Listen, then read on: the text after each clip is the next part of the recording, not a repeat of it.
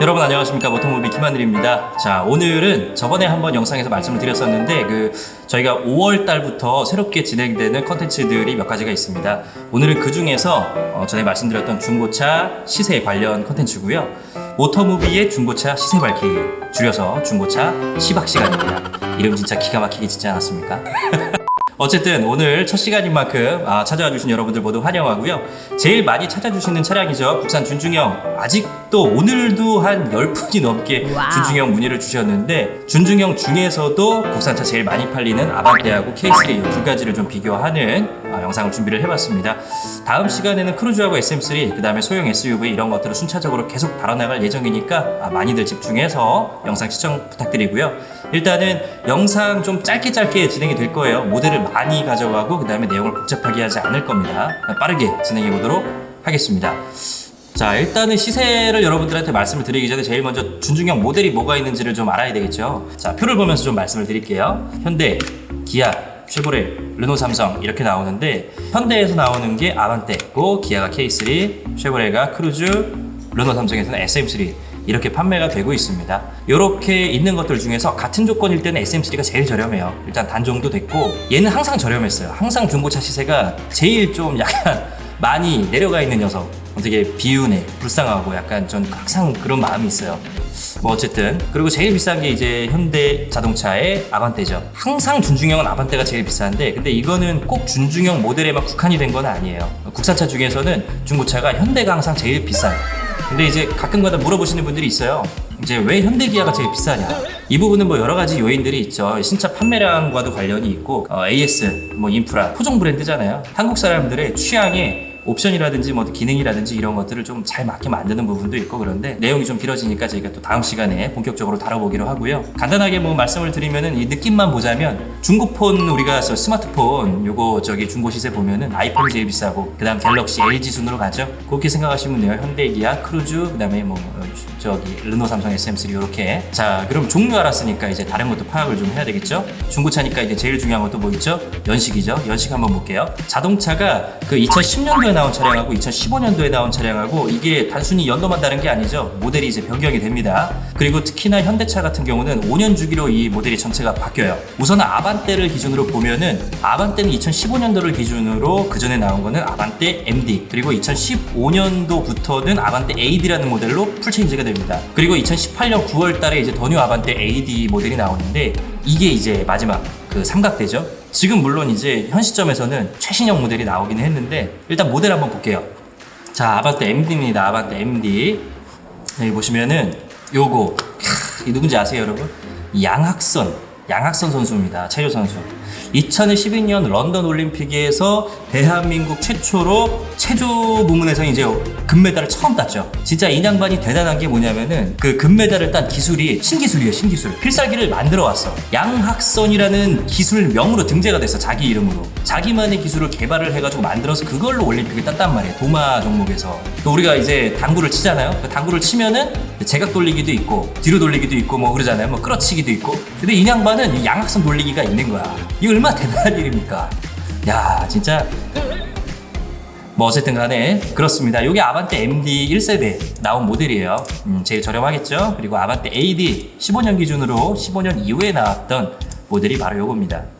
TV 광고일 거예요. 이게 TV 광고고, 이때가 한창 현대기아차가 이제 욕을 많이 먹던 시절이에요. 현대기아차가 뭐 쿠킹 오일이다, 그 다음에 아반떼는 피시테일 현상이 있다 이래가지고, 이 CF 자체를 이렇게 보시면은 수많은 테스트와 그다음에 빡세게 지금 만들고 있는 모습이 나오죠. 우리가 대충 만들지 않는다, 우리가 진짜 열심히 한다, 이런 거를 지금 보여주고 있는. 어쨌든 라인을 보면은 직선 형태로 바뀌었어요. 그죠? 아까 그 삼형충 같은 약간 이제 뭐 돌고래 같이 생긴 거에서 이렇게 이제 직선 형태로 바뀐 게 아반떼 AD. 지금 아마 도로에서 제일 많이 보이는 아반떼가 이 아반떼 AD 모델일 거예요. 이게 15년도부터 몇 년? 18년도까지 출시가 됐습니다. 아반떼 AD가 부분 변경을 하면서 나온 게 바로 요겁니다. 삼각대라고 불리는 더 뉴 아반떼 AD의 페이스리프트 버전이죠.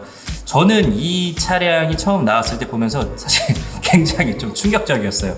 호불호가 굉장히 강한 모델이었잖아요, 나오고 나서. 뭐 저는 개인적으로 일단 호불호라기보다, 보통 자동차라는 모델이 이 대중들이 많이 타잖아요. 특정한 어떤 소비자층을 공략하는 게 아니라 모든 사람을 대상으로 하는 건데, 이거를 저런 디자인으로 나왔다고? 약간 이런 생각이 있었어요. 모두가 이 정도면 괜찮다라고 하는 그 정도의 어떤 선을 가주면서 이제 고유의 아이덴티티를 갖고 그걸로 조금씩의 변화가 있는 거인데, 자동차 디자인이라는 게, 야, 이거는 약간 이런 거지.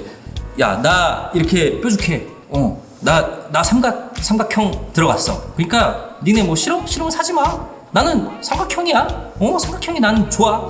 하는 이런 느낌으로 와닿더라고, 이게. 그래서 현대가 이렇게까지 자신감이 있다고? 어쨌든 뭐 디자인이 호불호가 강한 거지.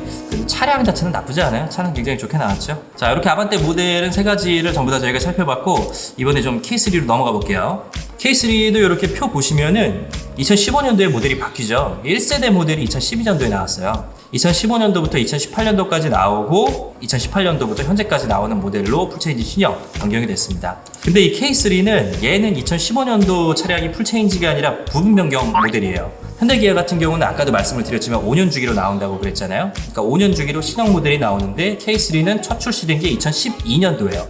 2012년도에 첫 출시가 돼서 아반떼보다 2년이 뒤에 늦게 나온 거지.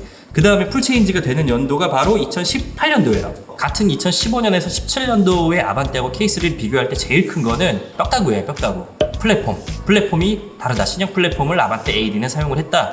물론 이제 그 강도에 대해서는 뭐 독일차라든지 아니면은 그 안전의 대명사죠, 볼보나 이런 녀석들하고 비교했을 때 많이 떨어지는 게 사실입니다만, 중요한 거는 뭐 better than nothing 아니겠습니까? 어쨌든 그래도 전에보단 좀 나아졌다라는데 의미를 두셨으면 좋겠고요. 그리고 아반떼 같은 경우는 무릎 에어백도 아반떼 AD부터는 기본으로 전부 다 장착이 되어 있습니다. 신형 플랫폼을 쓰느냐 구형 플랫폼을 쓰느냐, 요게 이제 차이가 제일 큰 거죠. 그럼 이제 K3도 한 번씩 보고 좀 넘어가시죠. K3 가장 초창기에 나왔던 K3가 바로 요거예요. 네, 요때만 해도 이 준중형의 급이 다르다. 준중형에 들어가지 않는 그런 스마트한 옵션들이 많이 들어가고 새로운 것들이 많이 도입이 됐다라고 해가지고 아반떼보다는 뭔가 더 윗급의 차이인 것 같은 그런 느낌이 좀 있었죠. 이게 디자인 면에서도 사실 아반떼보다는 훨씬 더 좋다고 생각하시는 분들이 많았어요. 그래서 처음 나왔을 때는 오히려 아반떼보다 K3를 좋아하시는 분들이 더 많았었고, 중고차에서도 그래요. 현재까지도 좀 그런 성향들이 많습니다. 그리고 2015년도에 나온 더뉴 K3, 벌써 화질이 좋아. 몇 년 지났다고 광고 화질이 좋아졌어요, 그죠? 자, 앞모습을 보면은 앞에가 눈깔이 이렇게 이렇게 타원형이었다가 약간 이렇게 쫙 이렇게 직선으로 딱 내려와요. 이 앞트임된 게, 그죠? 그래서 앞모습이 이렇게 좀 변경이 됐는데, 사실 뒤에 테일램프 같은 경우는 크게 변경되지는 않았어요. 그리고 이때부터 이제 K3 디젤이 나오기 시작하고, 그래서 이렇게 부분 변경된 모델이 2015년도에 더뉴 K3고, 지금 나오는 신형 올류 K3는 이 녀석입니다. 이뻐. 벌써부터 이뻐. 헤드라이트도 그렇고, LED 들어가는 헤드라이트, 그리고 그릴, 범퍼 디자인, 뒤에 테일램프들, 저런 면발관 같은 요소들을 일반 준중형이 아닌 것처럼 정말 잘 만들어냈어요. 이번에 새로 나온 아반떼 신형 모델도 그렇죠? 그러면은 우리가 연식에 따른 모델도 알았으니까 등급하고 주행거리 이런 것들을 좀 대입을 해서 살펴봅시다. 자, 화면에 있는 표를 보면은 현대기아 브랜드, 현대 아반떼 기아 K3. 자, 그러면은 주행거리도 우리가 설정을 해야 되고 여러 가지 설정을 해봐야 되는데, 일단 12년도에서 14년시까지는 주행거리를 8만 킬로에서 10만 킬로 정도로 설정을 할게요. 그러니까 요 안에 들어오는 것들에 대한 시세를 우리가 보는 겁니다. 연간 주행거리가 15,000에서 2만 킬로를 넘지 않는, 대부분의 경우 짧게 타시는 분들이 1만 킬로 정도, 1만 킬로 미만, 많이 타시는 분들이 2만, 2만 5천 킬로 이상 이렇게 타시잖아요. 그래서 15,000에서 2만 킬로를 넘어가지 않는 평균선에서 설정을 했고, 자, 등급도 우리가 설정을 해야 되겠죠. 등급 같은 경우는 버튼 시동이 들어가냐 들어가지 않느냐, 요거를 기준으로 조금 보시면 좋을 것 같은데, 왜냐면은 버튼 시동은 사실 기본 등급에는 안 들어가요. 준중형급에서는. 다른 얘기지만 그 인간적으로 이 차를 타면서 좀 누려야 될 기본적인 옵션, 기능이라는 게 있지 않습니까? 시트가 일단은 가죽으로 감싸져 있는 가죽 시트여야 되고, 열선 시트여야 되고, 사이드미러 전동접이 들어가야 되고, 안기등 들어가야 되고, 블루투스 돼야 되고, 뭐 요 정도는 있어야 되잖아요, 그죠? 그러니까 요런 기본 옵션에 버튼 시동까지 가려면 깡통은 안 되고, 이 중간 등급, 깡통의 위에나 위에 정도 돼야지 이런 기능들이 들어가 있다라는 거예요. 그래서 그런 등급들을 기준으로 깡통하고 너무 비싼 풀옵션을 제외하고, 아반떼는 모던 등급까지, K3는 트렌디 스타일 이하로만 설정을 하고 시세를 받습니다. 자, 그리고 사고 부위는 무사고 기준인데 단순 교환은 하나까지만 허용을 할게요. 단순 교환 같은 경우는 2개 이상 들어가면 시세에 영향이 좀 있는데, 하나까지는 사실 뭐 크게 영향이 없어요. 그래서 한 개까지는 허용되는 걸로 하고, 색깔은 여기 밑에 보면은 일단 흰색, 쥐색, 검정색 기준으로 차량의 시세를 선정을 했고요. 색깔에 따른 시세 차이가 분명히 있어요. 그래가지고 솔직히 우리가 흰색 사려고 하는 사람이 빨간색이 50만 원 싸다고 살까요? 안 사요. 나 같아도 안 사. 차라리 50만 원 더 주고 흰색을 산단 말이에요. 컬러에 따른 금액 차이가 확실히 존재하고 생각보다 꽤 큽니다. 그래서 이런 유색상들은 전부 다 제외를 했고요. 은색 같은 경우는 사실 싫어하는 분들이 너무 많잖아요. 그죠?